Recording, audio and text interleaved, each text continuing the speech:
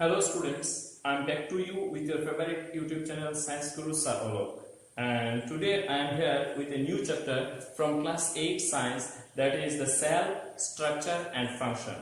So in this chapter we will read and learn about the cell, the structure of the cell, and why it is considered as basic structural and functional unit of life. Then the different parts of the cell also along with their functions. So we'll start now.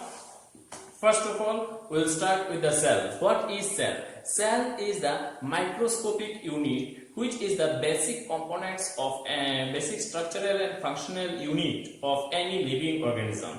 Now, why it is considered as basic structural and functional unit of any living organism? Because the cell used to join together. One cell used to join with another to form this whole body. Our body is made up of millions of numbers of cells. Now, if I elaborate it little more details, you can find that when a group of cells join together to perform a specific function, it is known as tissue. When few groups of tissue they join together to form a specific to perform a specific function, they are known as organ. Similarly, when a group of organ they join together to perform a specific function, they are known as system. And when all these systems join together to perform a specific function, it is known as the organism. So you understand why cell is the basic structural and functional unit of life. Now we will discuss about the discovery of the cell. In the year 1665, remember, in the year 1665, Robert Hooke, he discovered the cell from the piece of cork slice. Here one important thing I want to mention there, the cell discovered by Robert Hooke, that was in the year 1665, it was with the help of, that means primitive microscope. It was not well developed, not magnified microscope, and the cell discovered by him, it was the non-living cell. So the cell discovered by Robert Hooke, it was the non-living cell. And later on in the year 1674, with the help of the improved microscope, with the help of the electron microscope, the Leeuwenhoek, he discovered free living cells from the pond water. So first free living cells discovered by Leeuwenhoek in the year 1674. Now, on the basis of the number of the cells present in the body, we can classify the organism into different types. As for example, unicellular and multicellular. Now, what is unicellular? Uni means one and cellular comes from the word cell. So, the organism which is made up of only one cell, that is single cell, these organisms are known as unicellular organism. As for example, amoeba, paramecium. These type of organisms, they are made up of only one cells, and this one cell is responsible for all these functions necessary for any living organism. As for example, nutrition, respiration, excretion, reproduction, all these life processes used to take place by the function of only one cell. So these are known as the unicellular. And on the other hand, when any organism made up of more than one number of cells, these organisms are known as multicellular organisms. And as for example, human being, we have different cells, different numbers of cells or different cells for the different functions. So this is all about the classification of the organism on the basis of the number of the cell. Now we will discuss about the structure of the cell. If we observe a cell under the electron microscope, we can find three different parts of the cell, of each cell. What are these three important parts? That are cytoplasm, nucleus and the plasma membrane. Now we will discuss about the first one is the plasma membrane. What is plasma membrane? Plasma membrane is a protective layer of the cell. It can protect the cell from the outside environment, from the external environment. And also one important thing here, that plasma membrane is porous, so that some selectable substances can get entry or can get exit from this cell, from inside to outside or from outside to inside. And that is why this plasma membrane is known as the selectively permeable membrane, because it allows the entry and exits of some selectable substances. Remember here, why the plasma membrane is considered as selectively permeable membrane? Because this plasma membrane allows the entry and exits of some selectable substances from inside to outside or from outside to inside. That is why it is known as the selectively permeable membrane. Now, along with this plasma membrane or the cell membrane, plant cell contains one more protective layer that is known as the cell wall. This cell wall only we can find in the plant cell, and its function is it gives to extra support, extra protection to the cell. Now, next we will discuss about the nucleus. In the nucleus is located at the center of the cell. And the important function of this nucleus is, it is very important part of the cell. Why?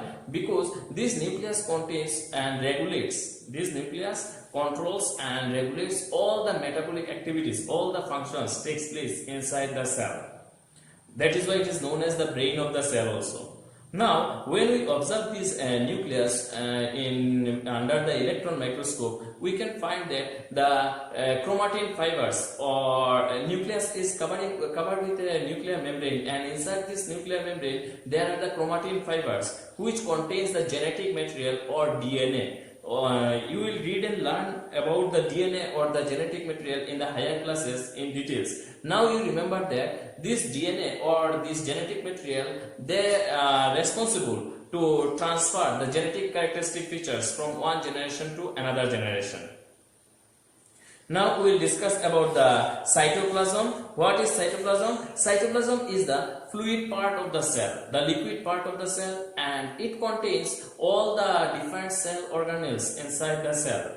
Now, what are the different cell organelles? As for example, the mitochondria, endoplasmic reticulum, Golgi apparatus, lysosome, vesicles, etc. So first we will start with the endoplasmic reticulum. What is endoplasmic reticulum? Endoplasmic reticulum is a framework of tubes and sheets, and there are two types of endoplasmic reticulum. One is known as the rough endoplasmic reticulum or RER, and another one is known as the smooth endoplasmic reticulum or SER. Now, why this rough endoplasmic reticulum are considered as rough? Why they are rough? If we observe this rough endoplasmic reticulum under the electron microscope, we can find that small particles of ribosomes are attached with their surface. That is why these endoplasmic reticulums looks rough. On the other hand, smooth endoplasmic reticulum, they don't have this ribosome attached in their surface though, so that their surface is very smooth. This is the difference between the smooth endoplasmic reticulum and the rough endoplasmic reticulum. Now, what is the function of these ribosomes attached with this endoplasmic reticulum? Ribosomes are mainly responsible for synthesis of proteins in the cell. And we know that these proteins are responsible for bodybuilding, for production of new cells, growth of the cells. That is why ribosomes are known as protein factory of the cell also. Now, what is the function of this endoplasmic reticulum? The important function of endoplasmic reticulum is to provide channels or pathways for transportation of food materials inside the cytoplasm or cytoplasm to the nucleus. Now we will talk about the Golgi apparatus. What is Golgi apparatus? Golgi apparatus was first discovered by Camillo Golgi, and it is consist of membrane-bound vesicles. The material synthesized near the endoplasmic reticulum is transported, modified, and packaging. All these things takes place in the Golgi apparatus. The main function of the Golgi apparatus is packaging, storage, and modification of the food materials. Now, next one is the mitochondria. What is mitochondria? What is the structure and the function of the mitochondria? Mitochondria is known as the powerhouse of the cell. Why it is known as the powerhouse of the cell? Because mitochondria is the center where all the metabolic activities used to take place. That is the breakdown of glucose used to take place, and after breakdown this glucose, ATP used to released and stored in the mitochondria, and this ATP is the main source of energy. That is why mitochondria is known as the powerhouse of the cell, because it stored and released energy. That is why it is known as the powerhouse of the cell. And it has two layers of membrane covering. The outer one is the porous, while the inner one is deeply folded. Why this is deeply folded? Because this increases the surface area for the chemical reaction, biochemical reaction, and after this biochemical reaction, this ATP used to released. After that, we'll talk about the lysosome. What is lysosome? Structurally, lysosomes are membrane-bound sac filled with the enzymes, and this whatever the foreign particles get entered into our body, into the inside the cell, then with the help of these strong digestive enzymes, this lysosome can destroy these foreign materials. So why they are capable to do like this? Lysosomes are unable to do like this because they contains these strong digestive enzymes, and with the help of these digestive enzymes, they can destroy the foreign materials, including the dead cells. That is why these lysosomes are also known as suicidal bag. Because of this function, these lysosomes are also known as the suicidal bag. Then next one is the plastids. Plastids are present only in the plant cell. Remember that plastids are absent in the animal cell, it is present only in the plant cell. And there are two types of plastid: chromoplast, which are also known as the colored plastids, and another one is the leucoplast, which is known as the colorless plastids. Now, among these chromoplasts, those chromoplasts which contain the green pigment, that is the chlorophyll, they are known as chloroplast. And we know that these chloroplasts are very important for complete the process of photosynthesis, which is necessary for the green plant for production of the food.